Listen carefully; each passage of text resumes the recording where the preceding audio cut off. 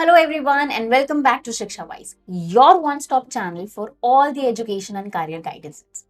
Now, जैसा कि मैंने पिछली वीडियो में प्रॉमिस किया था, ये वीडियो है आपके लिए एक road map to the judicial services exams and to become जज इन इंडिया। इसको स्टार्ट करने से पहले एक इंटरेस्टिंग फैक्ट मैं आपके साथ शेयर करना चाहती हूँ। इंडिया में across all the courts around 30,000 cases जो हैं वो जजेस देखते हैं। So imagine being the one to take that final call in the important decisions.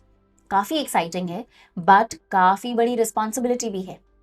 तो ऑन दैट नोट चलो शुरू करते हैं आपका road map to crack the judicial services exam and to become the जज। तो चलो स्पेसिफिक्स की बात करने से पहले एक ओवरव्यू लेते हैं इस एग्जाम का। देखो, इंडिया में जज बनने के दो रूट्स होते हैं। पहला होता है लोअर जुडिशरी डिस्ट्रिक्ट जजेस, जो डिस्ट्रिक्ट कोर्ट्स में जज बैठते हैं और क्रिमिनल और सिविल केसेस को डील करते हैं।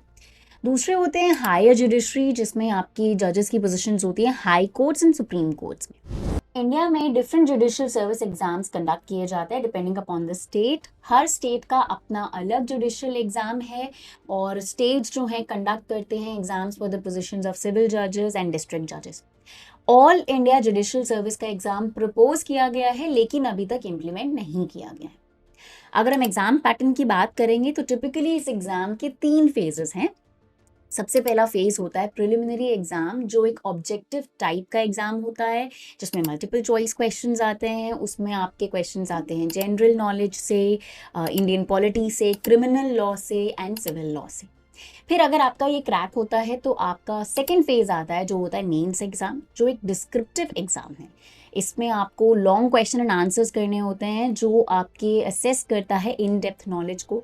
यहाँ पे आपको एसेज लिखने होते हैं, आंसर करने होते हैं question on topics like Indian penal code and constitutional law, then civil procedure code. और अगर आपका मेंस भी क्लियर हो जाता है देन आता है इंटरव्यू। इंटरव्यू जो होता है वहाँ पे आपकी पर्सनैलिटी को जज किया जाता है, आपके जजमेंट के जो टेम्परामेंट है और आपकी जो लीगल नॉलेज है उसको टेस्ट किया जाता है। अब बात करते हैं एलिजिबिलिटी क्राइटेरिया की। सबसे पहले हम डिस्कस करेंगे eligibility criteria of lower judicial service. देखो, इसके लिए आपके पास ऑफ कोर्स एक एलएलबी की डिग्री होनी चाहिए। कुछ कुछ केसेस में, मतलब कुछ कुछ स्टेट्स में ये भी डिमांड किया जाता है कि आप एनरोल्ड होने चाहिए as an advocate under advocate act 1961। बाकी इसके लिए ज़्यादातर कोई वर्किंग एक्सपीरियंस, मतलब कि आपके पास कोई एज प्रैक्टिस करा हुआ एक्सपीरियंस होना ज़रूरी नहीं होता है। और एज की अगर हम बात करते हैं तो एज लिमिट जो है वो 21 to 35 ईयर्स होती है। ठीक है। अगर हम बात करते हैं हायर जुडिशियल सर्विसेज, मतलब हाई कोर्ट और सुप्रीम कोर्ट के जजेस के लिए, तो इसके लिए मिनिमम वर्क एक्सपीरियंस रिक्वायर्ड है। यूजुअली 7 ईयर्स का आपके पास लॉ प्रैक्टिस का एक्सपीरियंस होना चाहिए। एंड साथ ही साथ इसमें जो स्टेट टू स्टेट वेरी करती है एज लिमिट भी, मतलब मिनिमम 35 ईयर्स है और मैक्सिमम 45 ईयर्स है। कुछ कुछ स्टेट्स में आपको वेरिएशन दिखेंगी बट मोर और लेस ये आपका एक बेसिक एलिजिबिलिटी क्राइटेरिया है दोनों टाइप ऑफ जजेस के लिए। चलो अब बात करते हैं सिलेबस की। तो सिलेबस में आपका है जनरल नॉलेज, करंट अफेयर्स, जिसमें क्वेश्चंस आते हैं important events related to legal, socio economic and political world.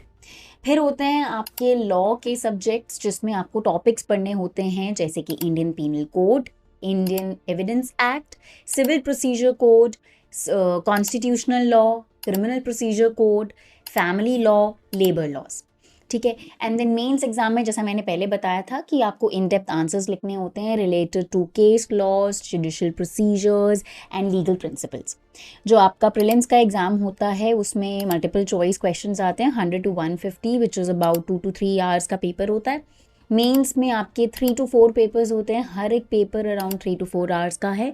And then होता है आपका इंटरव्यू, जिसमें आपकी पर्सनल आपकी, जैसे मैंने पहले बताया कि पर्सनालिटी देखी जाती है, जिसमें एक पैनल ऑफ जजेस बैठते हैं, आपके नॉलेज को वो टेस्ट करते हैं। अच्छा, अब नेक्स्ट क्वेश्चन ये है कि आपको आपकी जुडिशियल सर्विस एग्जाम की प्रिपरेशन स्टार्ट कब करनी चाहिए। तो आइडियली ऐसा बोलते हैं कि आपका जो एलएलबी का 4th ईयर होता है उससे आपको प्रिपरेशन स्टार्ट कर देनी चाहिए। और इसीलिए जो लास्ट 2 ईयर्स होते हैं आपके एलएलबी के, वो आपको काफ़ी सीरियसली लेने चाहिए, क्योंकि हर स्टेट का अपना स्पेसिफिकेशन है, वो किस सब्जेक्ट को किस ज़्यादा फोकस कर रहा है, माइनर मेजर, तो उसके अकॉर्डिंग जो है आप अपनी प्रिपरेशन पे फोकस करिए। अच्छा, अब एक और सवाल बच्चों के माइंड में आ सकता है कि मास्टर्स ऑफ लॉ एलएलएम जो होता है, क्या वो करना ज़रूरी होता है जुडिशियल सर्विस एग्जाम के लिए? तो अगर इसका आंसर डायरेक्टली देखा जाए तो आंसर नो है। कोई मैंडेटरी नहीं है एलएलएम जुडिशियल सर्विस एग्जाम के लिए। जैसे हमने एलिजिबिलिटी क्राइटेरिया की भी बात करी थी, तो उसमें एलएलएम की कोई स्पेसिफिकेशन हमने नहीं डिस्कस करी। हाँ, अगर आपको ये है कि आपको अपनी लीगल नॉलेज को एक्सपैंड करना है तो ऑफकोर्स एलएलएम एक बहुत it's a great degree. But judicial service exam के लिए जो उनका बेसिक एजेंडा होता है वो ये देखना चाहते हैं कि जो इंडियन लॉज की आपकी कितनी अंडरस्टैंडिंग है, उसको आप रियल लाइफ सिनेरियोज में कैसे इम्प्लीमेंट करते हो। तो वो आप आपकी एलएलबी के टाइम पे भी अच्छे से मास्टर कर सकते हो। तो LLM is not a compulsion, आप करना चाहें तो करें बट ज़रूरी नहीं है। दोबारा से एक बात मैं रिमाइंड करना चाहूँगी प्रायर एक्सपीरियंस के बारे में for the judicial service exam. तो जैसा मैंने पहले भी एलिजिबिलिटी क्राइटेरिया में ऑलरेडी डिस्कस कर लिया है, जो एंट्री लेवल पोजीशंस होती हैं जैसे सिविल जज है, तो उसके लिए कोई प्रायर एक्सपीरियंस नहीं चाहिए। प्रायर एक्सपीरियंस मतलब एज अ प्रैक्टिसिंग लॉयर। तो उसके लिए आप एलएलबी डिग्री के बाद सीधा एग्जाम प्रिपेयर करेंगे और अगर आपका क्रैक हो जाता है तो आपको ये पोजिशंस मिल जाती हैं।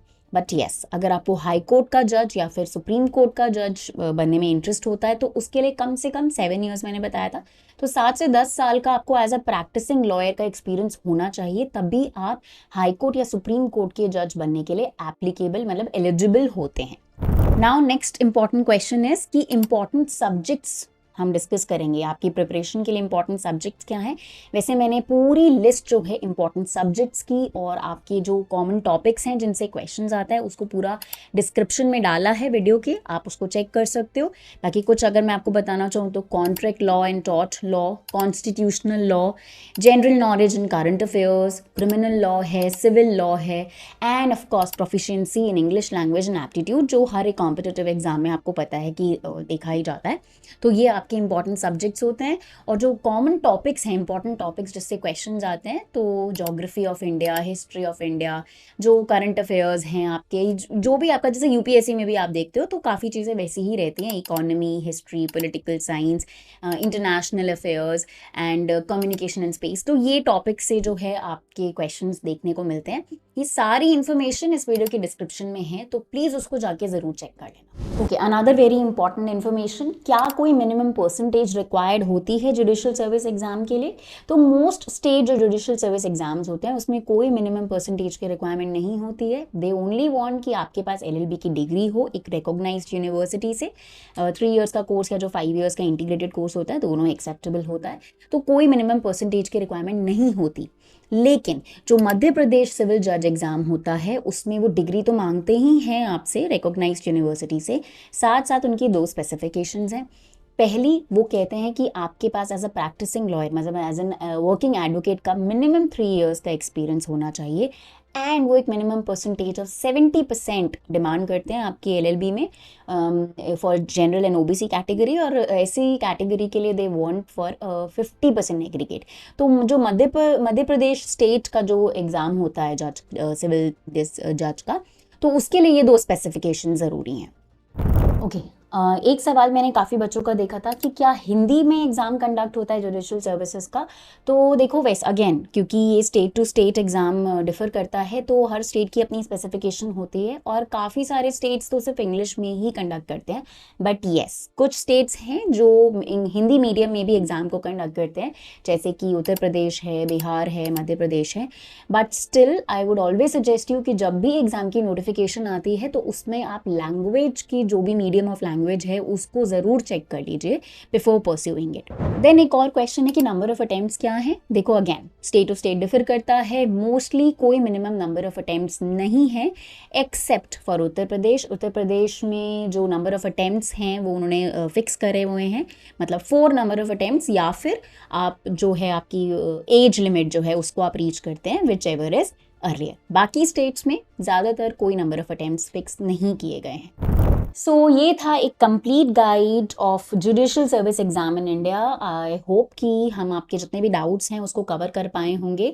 स्टिल अगर आपको लगता है कि मुझे अभी भी कुछ और पूछना है, ये मेरे डाउट्स अभी कवर नहीं हुए हैं, तो मैं अगेन आपको रिमाइंड करा दूं, हमने आप लोगों की कन्वीनियंस के लिए एक व्हाट्सएप एंड टेलीग्राम का ग्रुप स्टार्ट किया है जिसका लिंक इस वीडियो के डिस्क्रिप्शन में है।